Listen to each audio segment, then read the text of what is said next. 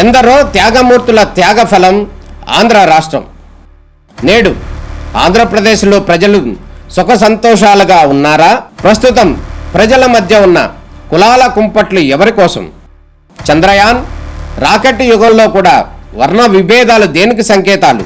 రాజకీయ పార్టీల నేతలు ఏం చెప్తున్నారు? నేటి కాలంలో ప్రపంచాన్ని శాసించే మన యువత మేధాశక్తి ఏం కోరుకుంటుంది? తెలుసుకోవాలంటే ఆంధ్ర యువగలం. ప్రజల మాటే మా నోట.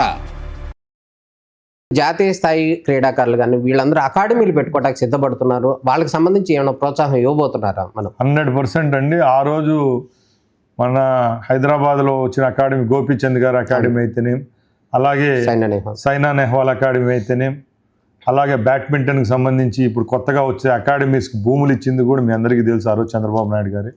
ఈరోజు చాలామంది గ్రూప్ 1 పోస్టులలో అయితేనేం, గ్రూప్ 2 పోస్టులలో గౌరవమైన పదవుల్లో ఉన్నారంటే ఆ రోజు ఆయన నీతి నిజాయితీతో తీసుకున్న నిర్ణయాలు ఈరోజు రూపకల్పన జరిగి వాళ్ళందరూ అకాడమీలు స్థాపించారు. కాబట్టి ఈరోజు ఇంటర్నేషనల్ పేమెంట్కి పోయే స్పోర్ట్స్ మెన్స్ అంతా అక్కడి నుంచి పోయిన వాళ్ళే. కాబట్టి ఇప్పుడు కూడా రాష్ట్రంలో కేవలం భూమే కాదు, అకాడమిక్స్ సంబంధించి ఏదన్నా వాళ్ళకు ఫైనాన్షియల్ అసిస్టెంట్ కూడా ఇచ్చేదానికి కూడా రాష్ట్ర ప్రభుత్వం ఒక రకంగా భూమి అయితేనే ఇంకో విధంగా ఫైనాన్షియల్గా అసిస్టెన్స్ ఇచ్చేదానికి కూడా ముందుకెళ్తాం. ఇప్పుడు సహజంగా మనం గమనించినట్టయితే క్రీడల్లో జాతీయ స్థాయి కానీ అంతర్జాతీయ స్థాయి కానీ ఎక్కడైనా స్టేట్ లెవెల్ కానీ అక్కడ వరకు వెళ్ళారు అంటే ఆ క్రీడాకారులు ఖచ్చితంగా గ్రామీణ ప్రాంతానికి సంబంధించిన వాళ్ళు, సిటీ వాళ్ళు కూడా చాలా తక్కువ ఉన్నారు.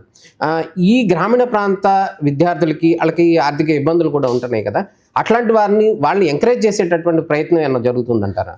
మెయిన్గా ఇది మంచి క్వశ్చన్ అండి. ఇప్పుడు మీరు అందరూ చూశారు ఆ ఎక్సలెంట్ సెంటర్స్ ఏదైతే అప్పుడు చంద్రబాబు నాయుడు గారు స్థాపించారు, అక్కడ నుంచి వచ్చిన రత్నాలే ఇప్పుడు వచ్చిన వాళ్ళంతా. ముఖ్యంగా ఆ కొదవ అనేది ఆ 5 yearsలో ల్యాక్ ఆఫ్ అప్పుడు ఎంకరేజ్మెంట్ లేదు కాబట్టి ఈ 5 years గ్యాప్ అనేది వచ్చింది. ఇప్పుడు కూడా మేము ఒకటే చేస్తున్నామండి. మెయిన్గా ఏంటంటే ఈ అసోసియేషన్స్ కూడా బలోపేతం చేయాలా. చాలామంది పాత్రికేయ సోదరులు ప్రతి ఒక్క మీటింగ్లు ఇప్పుడు ముందు జరిగిన కాన్ఫరెన్స్లో కూడా అడిగారు.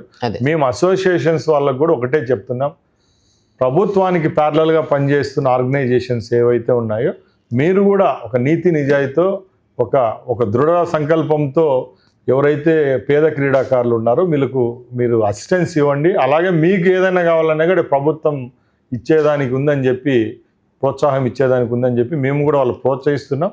రాబోయే కాలంలో అయితే అకాడమీస్ అలాగే స్పోర్ట్స్ అథారిటీ ఆఫ్ ఆంధ్రప్రదేశ్ కలుసుకొని తప్పకుండా మంచి క్రీడా ప్రపంచాన్ని నిర్మాణించుకునేదానికి చర్యలు తీసుకుంటాం.